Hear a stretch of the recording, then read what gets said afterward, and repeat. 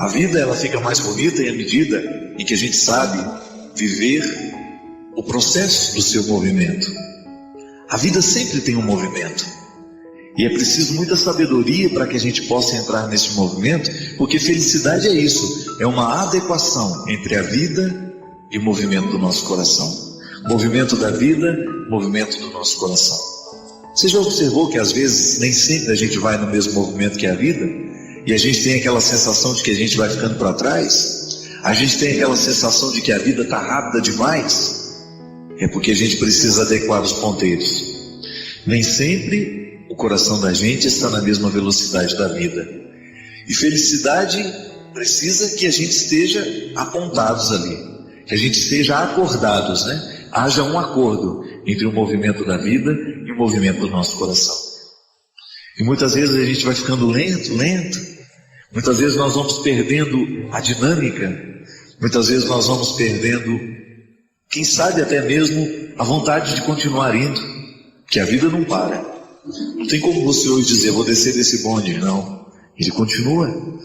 A vida está em pleno andamento. E a sabedoria consiste em nós irmos no movimento que ela tem. Por isso que a gente não pode ficar fingindo. A gente precisa ser muito honesto com a vida que a gente tem hoje. Muitas vezes nós queremos bancar os fortes no momento em que a gente está sendo frágil. Muitas vezes a gente está sendo frágil demais no momento que é para ser forte. Enfim, a vida se apresenta e a sabedoria consiste em descobrir como é que nós precisamos viver a vida hoje. Nós não podemos ser os mesmos sempre. E nem pode ser assim. Não existe ser humano que vai ser sempre igual. A vida tem variações e nós vamos sofrendo com essas variações. E a sabedoria consiste em nós descobrirmos o jeito certo de ser naquele dia. Muitas vezes nós escolhemos o jeito errado de viver a vida que é certa. Muitas vezes nós nos escondemos, muitas vezes nós nos maquiamos, porque a gente não quer assumir a vida daquele dia. Você deve ter passado por essa experiência. Alguns dias que foram muito difíceis para você, que se você pudesse tomar uma pílula para assumir, você teria tomado. Só que aí está o grande desafio. Muitas vezes nós não suportamos a vida naquele momento, é porque a gente não descobriu o jeito certo de enfrentá-la. Não existe receita mágica. Não existe um livro que você possa ler e aprender. Porque para cada dia, para cada momento da vida, um jeito diferente de ser. É aquela velha história que eu já contei por aqui. Não tem um modelo único de paternidade. Não tem você como pai o direito de dizer, eu sou assim e não mudo. Sabe por quê? Porque hoje você, por exemplo, digamos que você se classifique como um pai durão. O seu filho precisa de um pai duro mesmo, de um pai que seja exigente. Mas você não pode se esquecer que haverá dias na vida do seu filho em que ele precisará de um pai misericordioso. E se você souber ser apenas um pai durão, seu filho será órfão naqueles dias em que ele precisará de misericórdia. Isso é a vida, é o movimento dela, é a gente descobrir o papel que a gente vai exercer na vida do outro e qual é o papel que naquele dia nos cabe, já que nós não temos o direito de interpretar todos os dias do mesmo jeito. Para cada dia um sofrimento, para cada dia uma alegria e para cada dia um jeito de ser gente. Eu não sei se você descobriu o seu jeito de ser gente hoje. Eu não sei se você descobriu qual era o jeito que você precisaria viver. Porque muitas vezes quando a gente não pensa, nós vamos vivendo do mesmo jeito sempre. A gente não descobre a novidade e a urgência daquele instante. A gente não descobre qual é o desafio daquela hora. E o Evangelho é sempre uma novidade no nosso coração por causa disso. Ele nos desperta para aquilo que a gente precisa viver hoje. E Jesus já dizia, nós não temos que ficar ocupando o nosso coração e a nossa cabeça com preocupações que serão de amanhã. O dia de viver é hoje. E a sabedoria bíblica nos ensina que para cada dia debaixo dos céus, uma missão, uma tarefa a ser cumprida. Eu acredito que a gente vai ficando mais feliz à medida em que a gente descobre o jeito exato de ser gente. A medida certa. Hoje você foi mãe. Hoje você foi mãe dos seus filhos, mas eu não sei se você descobriu a medida exata que o seu filho precisava de você hoje. Hoje você foi amigo de alguém, hoje você foi professor, você foi vendedor, enfim, você foi estudante, você fez muitas coisas no dia de hoje. Será que você se ocupou para descobrir qual era a medida exata que o seu dia precisava de você hoje? Porque às vezes você se desgasta demais lá no seu trabalho, coloca excessivamente o que você poderia ter colocado menos, de repente chega em casa, você não tem disposição de ser mãe, porque gastou demais onde não deveria ter gastado, gastou uma medida exagerada onde você poderia ter economizado. E muitas vezes nós vamos nos perdendo nesse movimento da vida, a gente não vai sabendo viver justamente por causa disso, a gente não sabe fazer a dosagem certa. É igual querer fazer um bolo e colocar uma dose exagerada de açúcar. Quem vai querer comer desse bolo? O bolo, para ele ficar bom, a gente precisa colocar a quantia exata de cada ingrediente. A vida é a mesma coisa. Hoje você também fez um bolo imaginário. Hoje a sua vida foi como se fosse uma sobremesa que você preparou, um prato. Você que escolheu os ingredientes que você foi colocando. E a quantidade é você que escolheu. Às vezes a gente exagera no tanto que a gente foi bravo com os filhos, não é verdade? Às vezes a gente exagera no tanto que a gente foi bonzinho, enfim. A gente descuida das receitas. E aí muita coisa dentro da casa da gente vai ficando estranha, vai ficando esquisito, porque a gente não sabe dosar. E a gente precisa ter esse trabalho, sabe por quê? Porque ser gente dá trabalho mesmo, não é fácil não. Ou a gente se ocupa das medidas que nós vamos colocando na vida, ou daqui a pouco a gente já não sabe mais como é que a gente está vivendo. E quando as coisas começam a dar errado, a gente não sabe nem por onde começar a consertar. Por isso que a sabedoria do Evangelho, ao nos fazer ocupar de cada dia com a sua medida, com o seu jeito, com sua urgência, nos coloca nessa perspectiva. E é sempre tempo de aprender, sempre tempo de colocar os olhos nas nossas ações, de refletir o que a gente faz, de pensar como é que nós estamos levando a nossa vida, e de responder a essa pergunta tão difícil que às vezes nos é feita: o que você está fazendo na sua vida? Qual é a medida que você tem colocado? O que você tem caprichado na sua vida? O que você tem colocado como ingrediente que é primordial, que é importantíssimo, que sem ele você não sabe ser você? E aí a gente começa a descobrir onde é que a gente precisa se converter, onde é que nós estamos exagerando e onde é que nós estamos faltando. Porque se a gente exagerou em algum lugar, você pode ter certeza, você vai faltar em uma outra realidade. Quem exagera demais no trabalho geralmente falta dentro de casa. Quem exagera demais dentro de casa falta no trabalho. É equilíbrio.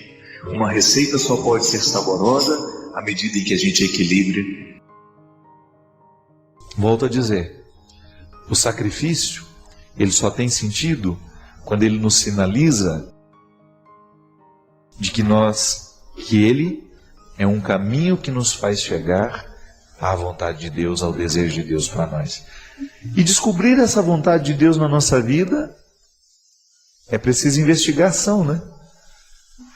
É preciso descobrir quem eu sou, quais são as minhas aptidões, aonde é que a minha alma se sente confortável. Deus fala através da minha consciência.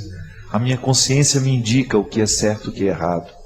E quanto menos pecado eu tiver, maior será a minha capacidade de compreender o certo e o errado. Quanto mais honesto eu for, maior será a capacidade que a minha consciência vai ter de me colocar a palavra de Deus ou a verdade de Deus para a minha vida. A palavra de Deus, no momento em que eu vivi aquela experiência tão fecunda em Jerusalém, era essa: não pare de lutar. Não entorpeça a sua consciência. Não seja um homem relapso, não seja um padre relativo, né? Não relativize o que eu quero para você. Coloque o seu coração no lugar certo. Empenhe-se no projeto que realmente vai fazer frutos para a sua missão. Você já imaginou se eu estivesse me obrigando a ser padre? Que desconforto horroroso que eu iria viver, né? Não. Eu tenho muitos defeitos, você sabe disso, já falei, e falo deles o tempo todo, mas a minha experiência está valendo a pena, porque eu me sinto confortável sendo quem eu sou. E os desconfortos que eu identifico nunca estão diretamente ligadas ao essencial daquilo que eu sou, não. Eu não conflituo mais o fato de ser padre, de fazer o que eu faço, mas eu ainda me conflituo de fazer como faço. Mas pode ser que existam algumas pessoas que estejam num nível de conflito ainda mais profundo. Não estão conflituando como fazem, mas o que fazem. O que escolheram para si. E é aí que nós precisamos agir. Porque o nosso lugar no mundo é Ele. É em busca dele. É para isso que nós vivemos. Encontrar o nosso lugar no mundo. Porque o lugar do mundo que deve ser nosso é aquele que nos coloca ao redor das pessoas que nos dão sentido. O lugar do mundo que nos pertence e que realmente Deus nos projetou para estarmos lá, às vezes nós precisamos passar uma vida inteira procurando, né? Mas a procura já tem sentido. Por isso que o conflito é bem-vindo, porque ele vai me fazer perguntar diariamente se eu estou caminhando na direção deste lugar. Às vezes é contrariando o outro que nós conseguimos acertar a harmonia interior que às vezes está perdida, porque nós estamos fazendo tudo errado apenas para agradar o outro. E isso é uma infantilidade, né? Nós muitas vezes somos infantis assim. Eu não estou dizendo que você tem que desconsiderar o seu papel, a sua importância na vida do outro. Não, não é isso não. Eu estou falando daquelas amarras que nós permitimos que coloquem em nós pelo simples fato de agradar o outro. É claro que é bom a gente agradar o outro, mas a gente tem que agradar o outro do jeito certo, não comprometendo a nossa vida. Quando você percebe que você está comprometendo a sua realização só para agradar o outro, você corre o risco de estar cometendo o pior de todos os pecados, que é desperdiçar a vida. Porque este é um ponto de partida interessante. Eu saber quem eu sou, mas sempre colocar como perspectiva quem eu devo ser. Analisar o que tenho feito, mas não parar na análise que me responde o que eu tenho feito, mas sobretudo me colocar na perspectiva do que devo fazer para que aquilo que eu faço tenha uma identidade com aquilo que eu sou. Eu sempre gosto de dizer isso. Essa pergunta eu não me faço mais. Será que eu quero deixar de ser padre? Não. Eu gosto, eu amo o que eu faço. Agora eu preciso me responder todos os dias, como é que eu vou ser padre no dia de hoje? Aí eu olho para as pessoas que estão ao meu lado, quais são os compromissos daquele dia, e eu identifico de maneira muito prática como é que eu precisarei ser padre ali, com aquelas pessoas e com aquela situação. Se é diretora de escola, você é professora, você é balconista, você trabalha no supermercado, não importa. O advogado, o médico, somos todos iguais. Porque todos os dias, do homem mais importante ao mais simples, das atribuições mais poderosas às mais simples, do homem mais rico ao mais pobre, dos mais bonitos aos mais feios, dos mais inteligentes dos menos capacitados, dos mais estudados, dos mais iletrados, todo mundo vai ter que descobrir isso. Você, pai de família, é a mesma coisa, né? Acorda amanhã de manhã, vai olhar para sua esposa, que está ao seu lado, ou não, está viajando, está ali, foi na casa da mãe, vai olhar para os filhos que você trouxe ao mundo, vai olhar para os seus amigos de trabalho, vai olhar para os seus companheiros que você vai encontrar no final do dia para jogar um futebol, e ali você vai ter que se perguntar como eu devo ser, como você deve ser com eles. Como é que você vai ser o pai de família que você escolheu ser? Naquele dia, vai ter que descobrir como é, como é que está sendo e em que lugar do mundo está. O que está fazendo da vida que recebeu? O que está fazendo da vida que ganhou? E é por isso que eu gosto de dizer sempre que não há cristianismo sem reflexão. A oração e a reflexão são dois os sustentos, né? São os dois pilares da nossa vida cristã. Eu preciso rezar e eu preciso refletir. E preciso agir depois de um terceiro momento. Buscando este lugar. Nós somos peregrinos neste mundo, né? E estamos juntos nessa peregrinação.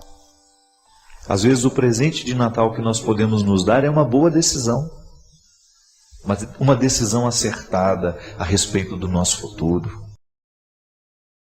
Quem sabe o presente de Natal que você esteja precisando se dar seja esse: mudar os rumos da sua vida, fazer escolhas mais saudáveis, não desperdiçar a sua vida com aquilo que é nocivo, com aquilo que não lhe faz bem, fazer a opção por sentimentos nobres, buscar o alto, buscar as coisas do alto, deixar de ficar mergulhado nas mesquinharias que são tão próprias dos nossos dias. Conceda-se este presente de Natal. Conceda-se esta oportunidade de final de ano, de você dar um novo rumo à sua vida. Ainda que isso possa contrariar algumas pessoas.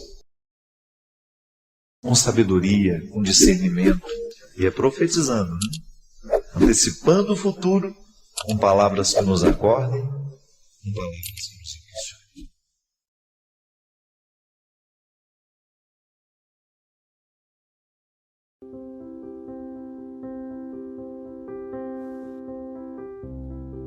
Às vezes, a busca pela salvação, a busca pela vida saudável, vai exigir de nós caminhos muito difíceis. Reformulações, reinterpretação do papel do outro na nossa história. E quando nós não fazemos isso, nós vamos ficando cansados. E nós não sabemos por quê. Quantas vezes você identificou isso? Não conseguia identificar o que doía, mas você sabia que doía e muito. E que aquela dor estava provocando em você uma inimizade interior, que não é com o outro. Não, você estava se sentindo seu inimigo. Você estava se sentindo como que criando com você mesmo uma péssima relação. Às vezes, gente, dependendo do grau que isso fica dentro de nós, a ponto de nós queremos tirar a vida.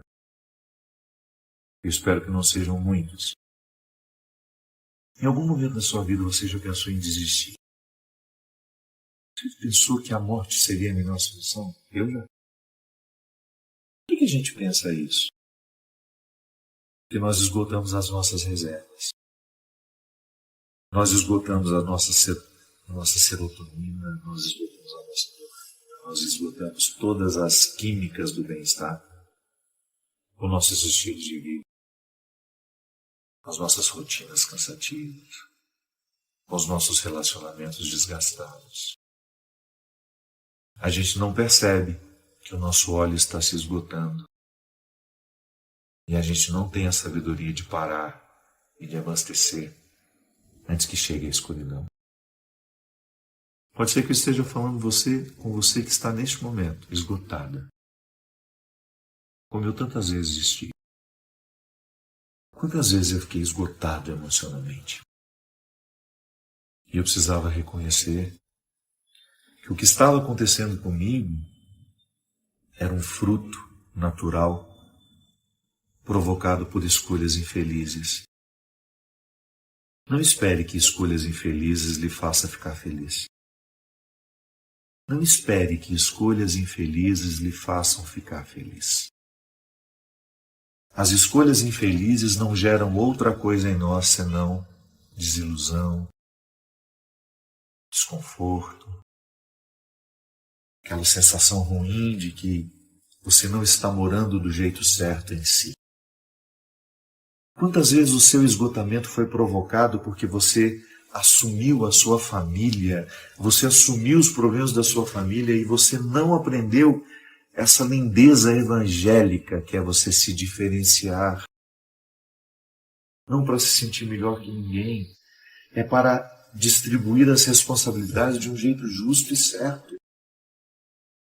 Eu amo a minha família, eu amo os meus irmãos, mas eu não sou responsável pelos problemas deles.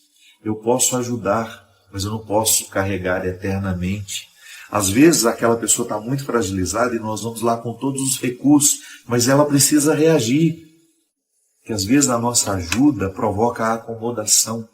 Quantas vezes, minha gente, dentro das nossas casas, nós estamos exaustos, porque nós não aguentamos mais carregar as pessoas nas costas. Nós queremos que elas parem de beber. Nós queremos que elas parem de usar a droga. Nós queremos que elas saiam daquela prostituição socializada que tanto destrói a vida delas, mas elas não querem. Elas não fazem a mesma escolha. E nós vamos assumindo aqueles fracassos como nossos. E nós vamos dividindo o nosso óleo e daqui a pouco nós não temos mais para continuar a estrada. Quantas vezes você está esgotado, destruído emocionalmente? Quantas vezes? E você que oferece a tantos não tem a quem buscar. Em quem buscar? E aí você descobre. Que solidão. Mas não reclame. Fique, começou sozinho. Não. Faça a sua busca. E pare de dar aquilo que você não tem. Faça o enfrentamento com as pessoas. Muitas situações só serão resolvidas mediante a experiência do enfrentamento. Que é aquela formalização do problema. Que às vezes nós vivemos problemas sem formalizá-los.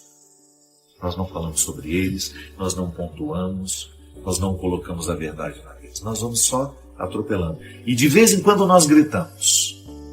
Mas gritar não é enfrentar. Gritos momentâneos, histerismo, crises de agressividade não são enfrentamentos. Enfrentamentos é quando você veste a sua melhor roupa, convida aquele que é o problema para jantar, pode ser na sua casa mesmo. Você tranquilidade, olha nos olhos. Pois é. Vamos distribuir aqui o que é meu, o que é seu. Eu não sou obrigado a levar sobre mim as suas insatisfações. Eu não sou obrigado a aguentar a sua ira. Se você é uma pessoa infeliz, resolva-se. Eu não vou ser o lugar, o receptáculo da sua infelicidade. Porque eu estou aqui tentando ser feliz. E a sua infelicidade sendo jogada sobre mim o tempo todo é um obstáculo à minha felicidade. Eu tenho uma vida só. Eu quero viver bem a cada dia. Então eu quero lhe dizer que a partir de hoje eu não serei mais o receptáculo da sua ira, da sua infelicidade. Eu estou com você para o que precisar, desde que aquilo que você precise seja de fato um elemento essencial para a sua mudança. Eu não vou continuar fazendo a manutenção da sua infelicidade. Eu não vou continuar apagando os seus incêndios. Eu não vou continuar fazendo por você aquilo que você precisa fazer. Porque eu também tenho os meus incêndios pessoais a serem apagados. Eu não vou ficar pagando as suas dívidas enquanto você gasta irresponsavelmente. Eu também tenho os meus sonhos a serem realizados. E muitas vezes eu pisei em cima dos meus sonhos porque você foi irresponsável e julgava a sua irresponsabilidade paciente. Eu não farei a manutenção daquilo que em você é doentio. Eu não vou pagar a fatura da sua imaturidade emocional, porque eu não tenho obrigação. Embora nós tenhamos o mesmo sangue, embora estejamos casados, embora sejamos irmãos uns dos outros, eu não tenho a obrigação de ficar pagando aquilo que você não pagou diariamente. Isso é enfrentar.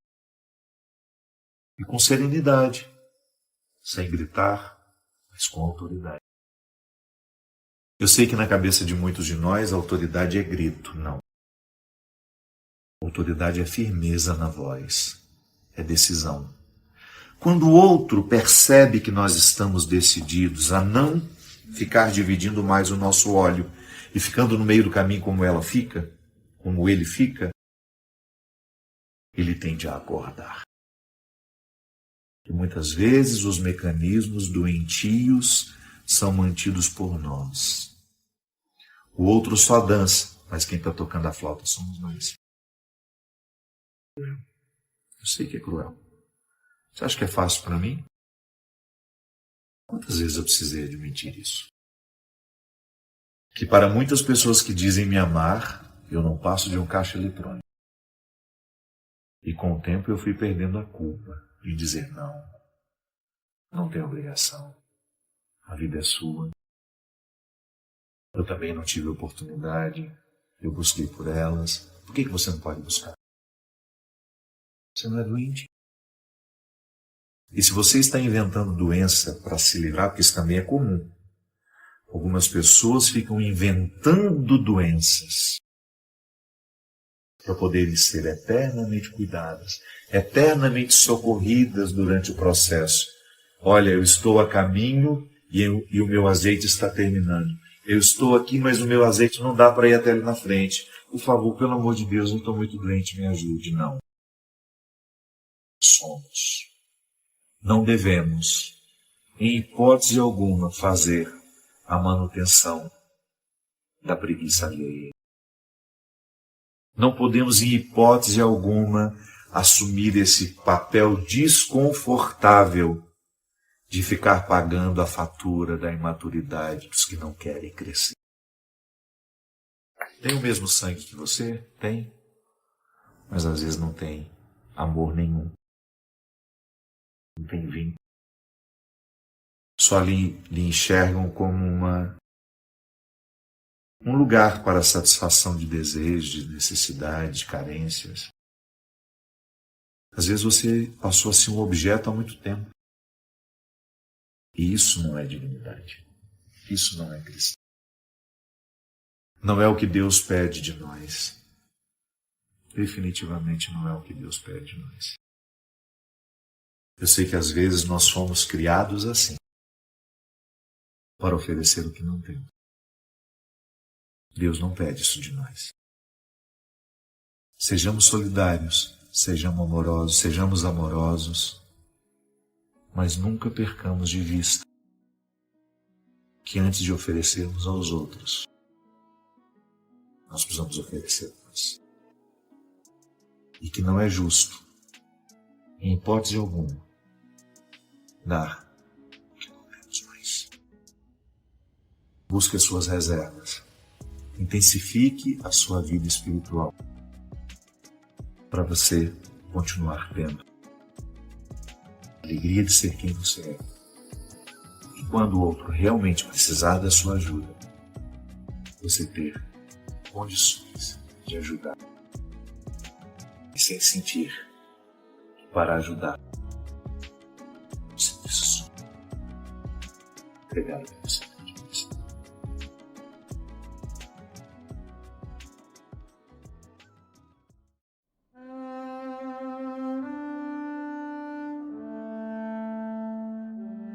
Ele disse: se somente Deus é onisciente e onipresente, como Maria e os santos podem ouvir a nossa oração?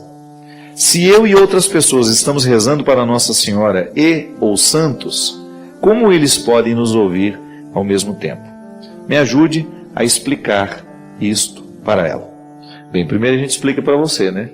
Muito mais que explicar para o outro, o mais importante é a gente entender. É sempre interessante diferenciar. Às vezes você tem aquela ânsia de responder para o outro e você acha que está fazendo a pergunta para ajudar a responder o outro, mas na verdade você quer calar o seu questionamento, que pode ser que ela tenha te despertado isso. E essa é uma questão que a gente se apresenta mesmo, né? Se só Deus é onipresente, a fé nos ensina isso, como é que eu posso fazer oração para os santos e acreditar que eles estejam me ouvindo? É muito simples, William. A igreja nos ensina que a comunhão dos santos é essa possibilidade de comunicação espiritual que a oração nos permite. Então, toda vez que eu estou fazendo uma prece, é claro que eu estou me comunicando com Deus. Só que no meu motivo, naquela minha prece, eu coloco alguém que de alguma maneira me influenciou, alguém que de alguma maneira eu admiro. É uma maneira carinhosa de incluir na oração alguém que humanamente tenha representado um significado muito especial para nós.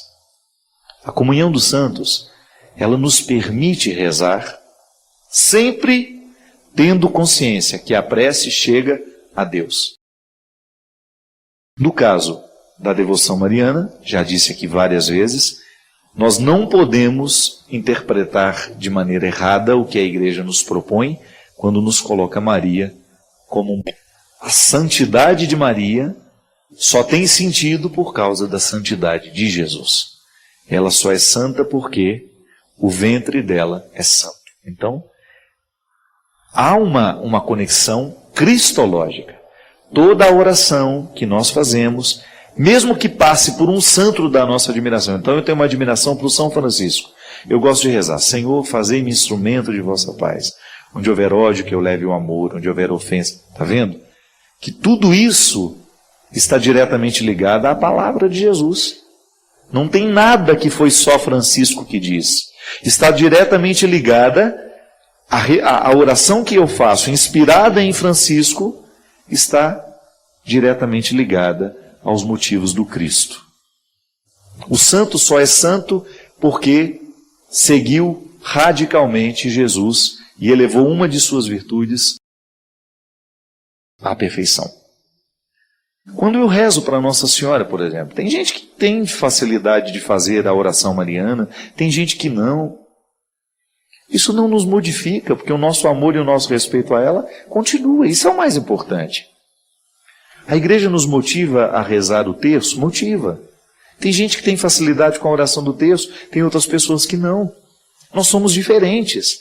E é natural que a gente tenha mais facilidade com uma coisa, mais dificuldade com outra.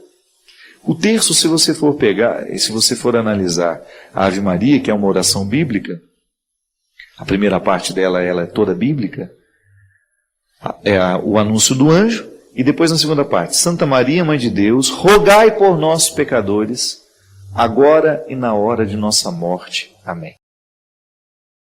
O que isso fere o nosso amor a Deus? O que isso fere a convicção, a compreensão de que Deus é onisciente e que Maria não tem o mesmo poder? Tudo bem, não é nenhum problema você dizer Maria não é deusa, né? E erra aquele que trata Maria como deusa. Maria é a legítima participação humana no mistério da encarnação. Agraciada por Deus, colocada neste mundo de maneira muito especial e respeitada e venerada pela Igreja como mãe da Igreja, como aquela que educou Jesus, como aquela que participou diretamente do mistério da salvação que Jesus nos realiza. Então, o meu respeito a Maria, eu rezo a ela, pedindo que ela me proteja. Mas veja bem, essa proteção que eu estou pedindo para ela, quem é que pode me conceder? O Pai. Ela é a intercessora. A intercessão, minha gente, é a coisa mais simples de entender. Pai, eu estou precisando de um favor do meu pai. Então peço pela minha mãe, porque é afetivamente falando mais confortável. Quem disse que a nossa relação com Deus também não passa pelos nossos significados humanos? Em muitas pessoas você encontra uma dificuldade muito grande dela relacionar-se diretamente com Deus Pai. Tem mais facilidade de relacionar-se com Jesus. Tem mais facilidade de relacionar-se com Maria. Tem uma devoção mariana equilibrada, bonita. Tem Maria como um exemplo de fé, como um exemplo de santidade, que eu quero viver. Então não conflitue isso, viu? Você não tem que convencer o outro, você só precisa estar convencido. Eu sempre digo isso. Aliás, e fico muito feliz por ter tido essa oportunidade de mostrar esse respeito e de ser recebido com esse respeito. Essa semana, eu estando em Campos do Jordão, aí um grupo começou a tirar foto comigo, se aproximou, me tratou com muito respeito. E era um grupo de evangélicos e os dois pastores com eles. Os pastores vindo, me cumprimentando. E aí o pastor, que inclusive faz parte da Sociedade Bíblica no Brasil, faz parte da equipe que cuida da Sociedade Bíblica, ele me disse: Padre Fábio, eu aprendi a respeitá-lo por causa da minha esposa. Minha esposa assistiu o senhor uma vez, gostou do programa e depois me convidou a assistir também. E eu fiquei muito honrado, porque né, se fosse um grupo de católicos, é natural que o católico queira estar comigo ou me ouvir. Agora um grupo de evangélicos me tratando com tanto respeito, com tanta reverência, aquilo para mim foi tão, sabe, um presente de aniversário, né? Poderia dizer assim. Significa que a nossa comunhão dos santos esteja acontecendo, mesmo com diferenças. Eu não quero convencê-los de nada. Eu quero que Jesus aconteça no coração deles. Se lá naquela igreja esta presença de Jesus está sendo salvífica, eu louvo a Deus por aquele pastor, pelo ministério dele, da mesma maneira como ele louva pela minha vida. Isso é comunhão dos santos. Isso já é intercessão. Quando eu olho para um pastor e falo: ô pastor, reze por mim. Assim como ele também: padre, ore por mim. Isso é intercessão dos santos.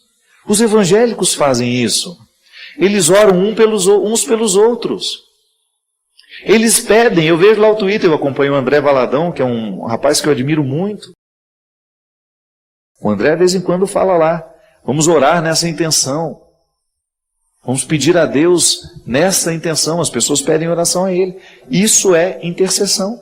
Então, que problema tem eu invocar nessa comunhão dos santos a presença de São Francisco, por exemplo? Ô São Francisco, reza por mim.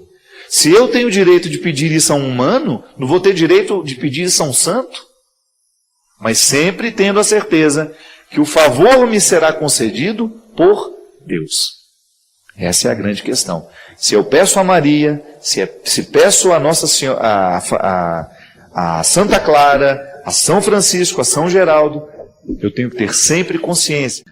Quem disse que precisamos ser resilientes todos os dias? Quem estabeleceu essa ditadura que nos exige uma coragem que nem sempre temos? De vez em quando é preciso dar-se o direito de chorar, de não resistir, de esmorecer. Porque no estatuto de nossa Constituição está a falibilidade. Sim, mesmo os mais resilientes necessitam ter os seus dias de descanso e recuo. Não sejamos ingênuos. A força interior também é construída quando nos entregamos ao desconsolo que a fragilidade pede. Pare de ouvir as fórmulas mágicas, os discursos que arrebanham e aconselham resistir, só porque resolveram romantizar a condição humana, esquecendo que nem sempre é honesto considerar o ideal. Sim, a vida nos pede o tempo todo coragem. E é justo que nossa luta seja marcada pelo empenho diário. Mas não nos esqueçamos. Todo soldado, por mais corajoso que seja, sempre tem o direito de chorar e dizer que está com medo. Minha gente, às vezes eu observo que nós estamos sendo aos poucos cercados por um discurso que nos pede coragem, sem antes ter nos ensinado como construir a coragem. Coragem é fruto do conhecimento. Se eu quiser ser médico e ser um médico corajoso, eu tenho que conhecer bem a medicina. É isso que encoraja o médico a ir lá, desafiar a doença, buscar o melhor diagnóstico, o melhor tratamento. A mesma coisa o advogado. Se ele quiser ser um homem de coragem dentro dos tribunais, destemido, ele tem que conhecer a lei. Se antes a gente não faz o trabalho, o dever de casa, de buscar o conhecimento que nutrirá a nossa coragem, a coragem passa a ser um discurso vão. E às vezes eu vejo assim os motivadores, né, às vezes até muito bem intencionados. Hoje todo mundo está se sentindo no direito de dar receitas, de ensinar fórmulas para isso, para aquilo. Quem não é nutricionista quer ensinar regras de nutrição. Quem não é médico quer ensinar regras de medicina. Quem não é psicólogo quer ensinar regras de psicologia. Eu não estou dizendo que a gente não possa falar de assuntos nos quais nós não somos catedráticos, estudados. Mas eu acho perigoso quando eu assumo no meu lugar o compromisso de falar, de motivar pessoas a viverem aquilo para o qual elas ainda não estão preparadas. Então é muita gente despreparada querendo preparar pessoas. É muita gente sem conhecimento prévio de antropologia, de ciência, de psicologia. Eu tenho uma amiga que foi participar de um desses movimentos que hoje tem, que são muito comuns e estão cada vez mais entre nós, que arrebanham pessoas, ajuntam dentro de uma sala e fazem ali um final de semana de treinamento. Eu tenho uma amiga que saiu de lá surtada. Tamanho o despreparo de quem conduzia. Porque mexe na cabeça da gente. E às vezes mexe do jeito errado. A melhor forma de transformar uma pessoa é conduzi-la a partir de uma realidade que lhe é própria, a uma forma sábia de compreender a sua situação, o seu estado de vida. E nós precisamos ficar muito atentos a quem nos conduz. A pessoa que hoje está lhe motivando coragem, lhe ensinou a ter? Será que ela já lhe esclareceu que para você ter coragem de viver, você precisa ter conhecimento, sobretudo de si?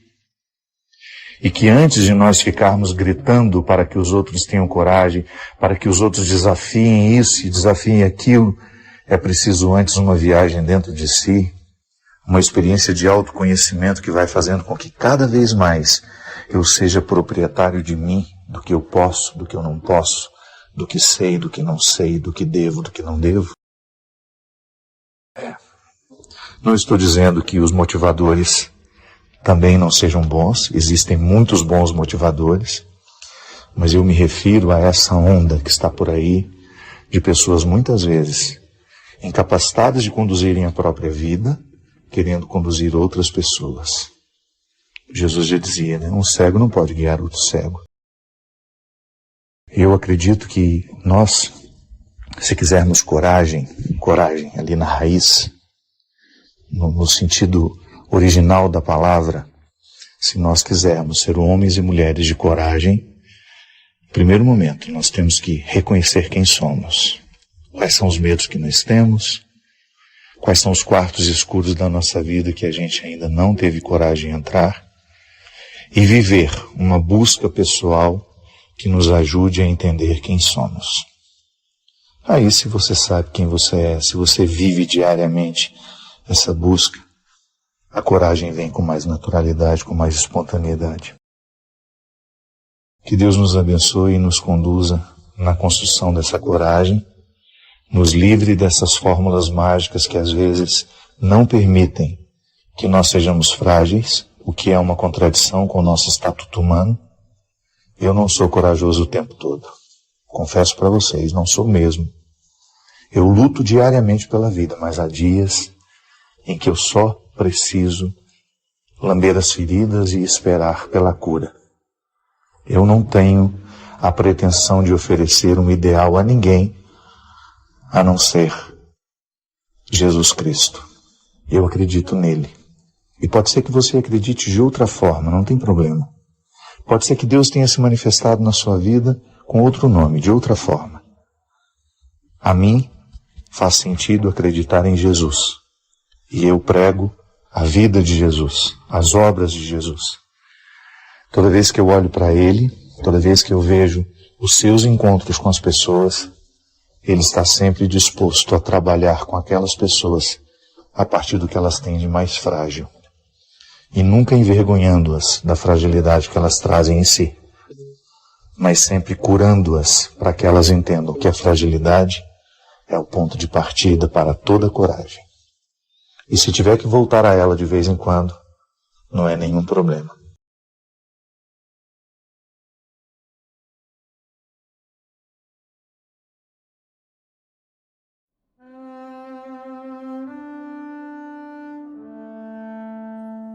Quando é que Deus tem a oportunidade de cuidar de você através de você mesmo? Porque é tão bom a gente ficar esperando que Deus cuide de nós através do outro. É tão cômodo. Ai, cá, cuida de mim, meu Deus. É tão cômodo a gente esperar que Deus cuide de nós através do outro. Não estou dizendo que isso não vai acontecer, não. Vai. Você pode ter certeza que o cuidado de Deus é abrangente e inteligente. Ele sabe muito bem quando ele precisa enviar um anjo para cuidar de você. Mas ele também sabe quando precisa te deixar sozinho. Porque quem cuida, quem ama, quem educa, sabe deixar sozinho na hora que ele precisa enfrentar-se. Aí é aquele território que ninguém pode atravessar por você. Na terça-feira passada, a minha mãe, naquela queda que ela sofreu lá no Teatro Municipal, logo após a gravação do meu DVD, uma fratura terrível, parecia que eu estava vivendo aquele filme, Dona Lucy, que nós vivemos há 5 anos atrás, quando ela fraturou uma perna. E eu me lembro, gente, que era umas 4 horas da manhã, eu estava com ela dentro de um hospital público no Rio de Janeiro, porque a ambulância não leva para nenhum outro hospital, a não ser aquele hospital público. Estávamos lá, um sofrimento, tadinha, aquela dor lancinante, cada movimento que fazia com ela. E aí eu sozinho, eu e ela, ficamos quase umas 2 horas lá nesse lugar, só nós dois. Eu olhava para ela. O mais que eu quisesse cuidar dela, aquela dor era dela. E não tem nada que pode nos doer mais do que você identificar esse limite. O cuidado tem limite. Ah, se eu pudesse entrar no corpo dela e sentir aquelas dores por ela. Ah, se eu pudesse incorporar aquele momento. Na nossa vida espiritual é a mesma coisa.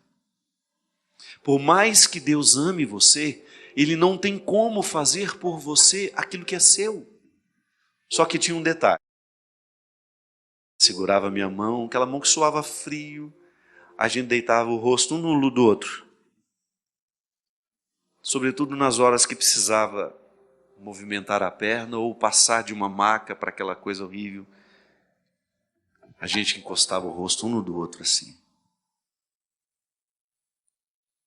Ali era como se alguma coisa acontecesse que aquele sofrimento tornava-se suportável.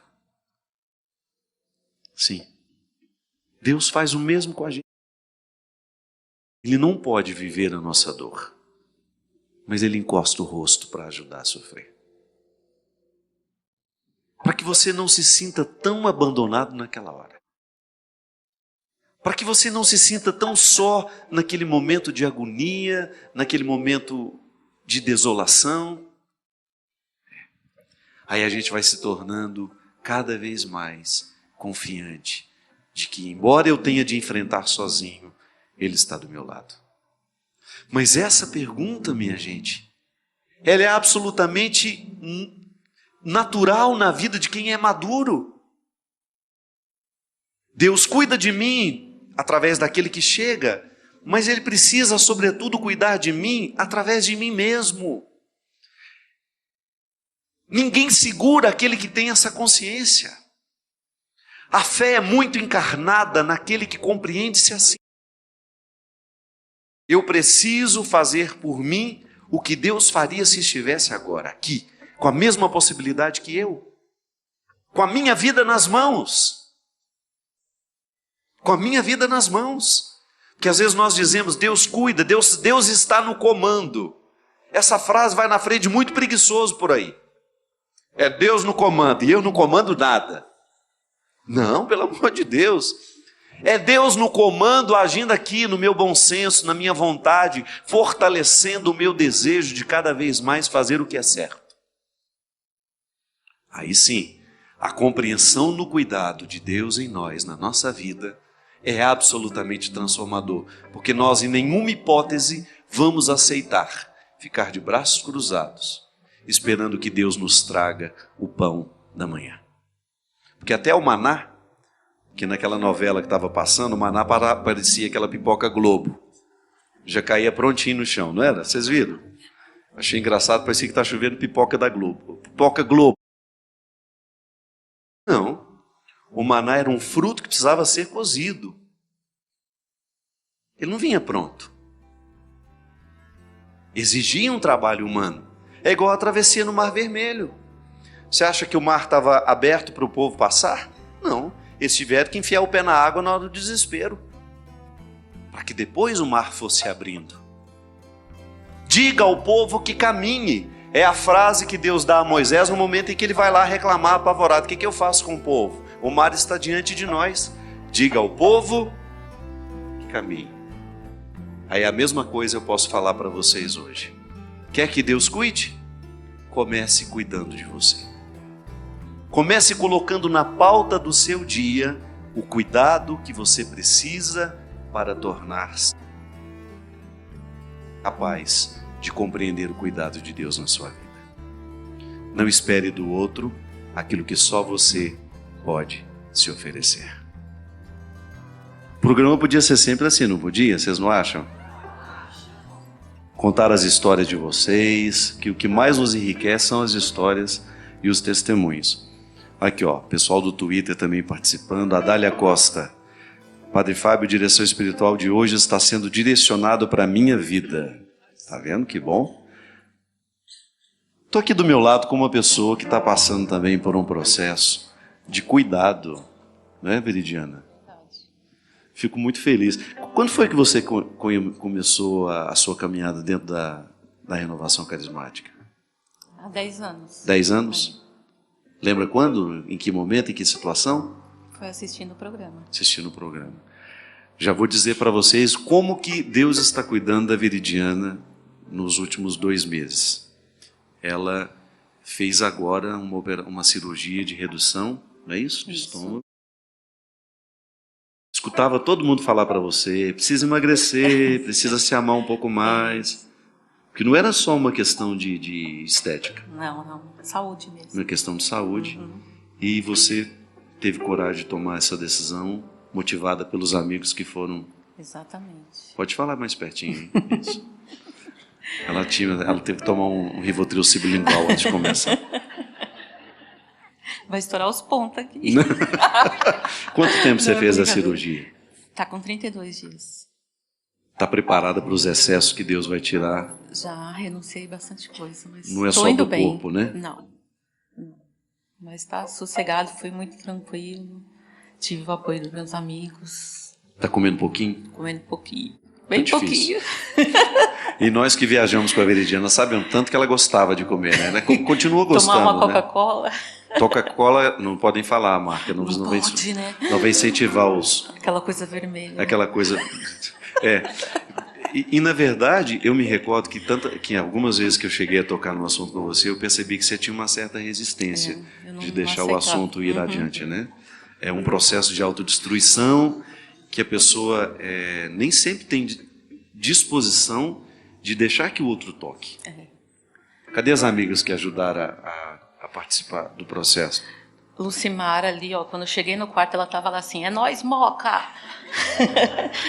Que também é uma pessoa maravilhosa, que comoveu a muitos de nós Grande durante amiga. a peregrinação. Aham. A simplicidade, ela com a mãe. Cadê A sua mãe? Celinha, a mãe tá lá. ó. A mãe está aí do lado, A mãe é lá, tá que do lado, belezinha. Você vê que ela mora Qual no que foi o apelido que a Tânia colocou em você? Generosa. Generosa. E é mesmo, E é um ela ser é, humano padre. muito generoso. Ó, na primeira semana que eu operei, ela chegou em casa com tanta fruta que eu tive que doar. Porque Você não tinha levou-se a condições de GESP. comer tudo aquilo. Levou-se a GESP. Levou Você. uma melancia desse tamanho. Tudo que você precisava na época. Mas é muito bom quando a gente Gente percebe boa.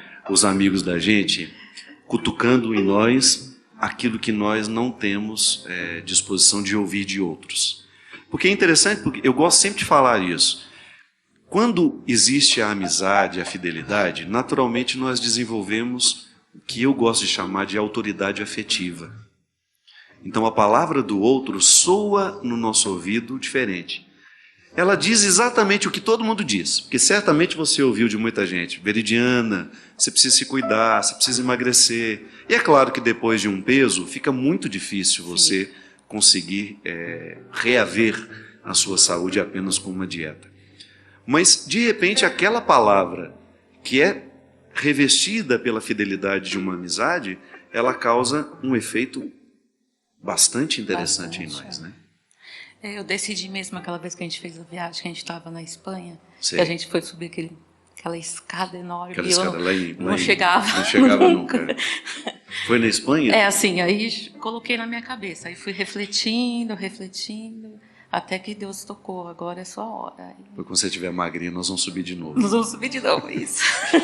Olha, gente, nem foi pensado, mas aqui está do meu lado, tá a Silene França, que todo mundo conhece, do blog da Si, né?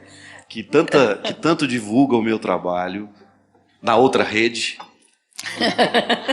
nas duas redes, mas na outra rede é um movimento bastante grande. A Silene, quantos anos, vamos passar para a Silene agora esse microfone, quantos anos, Silene, você divulga o programa de direção espiritual? Isso vai fazer uns 9 anos já. 9 anos já. E você também, quando eu te conheci, você dava 3 do que você é hoje. Isso mesmo. Foi o Padre Fábio que me ajudou a ter essa força de mudar de vida. Entendeu? Eu estava na Terra Santa com ele, eu queria caminhar junto com ele, mas eu não dava conta de caminhar. E uma vez ele estava nessa caminhada na Terra Santa e eu fui de charrete. E ele parou e viu e falou assim: não acredito, Silene. Aquele olhar do Padre Fábio, o olhar de Jesus me olhando, dizendo para mim: não acredito que você não caminha. Por que você não vem caminhando, Silene? Mas eu estava tão cansada com aquele peso, sabe? Eu tinha 40 quilos a mais do que eu tenho agora. E hoje eu agradeço muito a Deus pela permissão de conhecer o Padre Fábio, de poder ter tido aquela permissão de ir na Terra Santa, ir lá, mudar de vida. E hoje ser outra pessoa. Tenho muita gratidão, Padre, por tudo. Que bom, tudo, minha tudo. filha, fico muito feliz. Deus de ouvir abençoe. isso. Pode passar para aquela criatura que está lá no cantinho. Viviane, me ajuda aí, Viviane. Essa é a Inacinha. Olha como a Inacinha está bonita. Gente, eu encontrei essa mulher, era um trapo. Essa cláusula pode ser maior.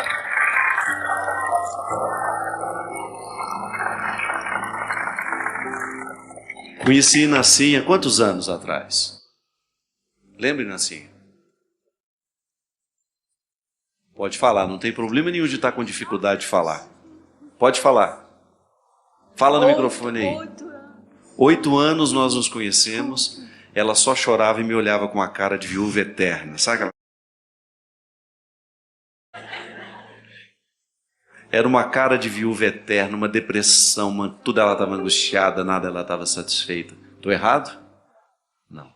E o tempo, nas muitas oportunidades que eu fui tendo de estar com Inacinha, fui percebendo uma ligeira mudança, uma transformação, como se ela estivesse decidindo por si mesma.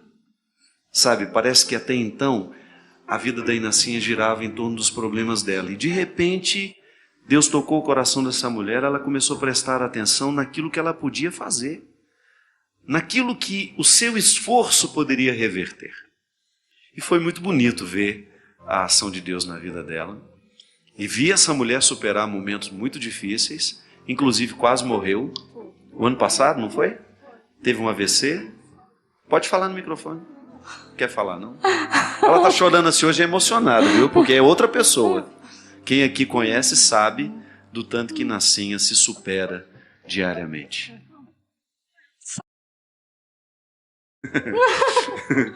Obrigado, minha filha. Que Deus abençoe as suas escolhas cada vez mais, viu? Cada um perdendo o peso onde precisa, não é verdade? Passa para a Viviane agora. A misericórdia. Ela está ali ajeitando essa pachemina dela. Viviane, para nós também, o ser humano que está sempre superando. Viviane, tem quanto tempo que o médico te deu 1 mês de vida? 13 anos. Tem 13 anos que o médico disse para ela que ela tinha 1 mês de vida. Tá aí, 1 mês. Deus cuida de mim. De verdade. Você lembra daquela nossa experiência na Terra Santa, Viviane? Muito. Naquele hotel na beira. Lá você ajudando todo mundo. Lembra, a Inacinha estava. Estava lá também, Estava, a Inacinha. E eu me lembro que eu prestando atenção na Viviane, correndo para lá, correndo para cá, ajuda um, ajuda o outro. Aí eu chamei ela e falei: você está bem? Tô nada, tô à base de morfina. Aí naquele dia eu fiquei, meu Deus do céu. Até uso essa expressão, já falei em alguns lugares.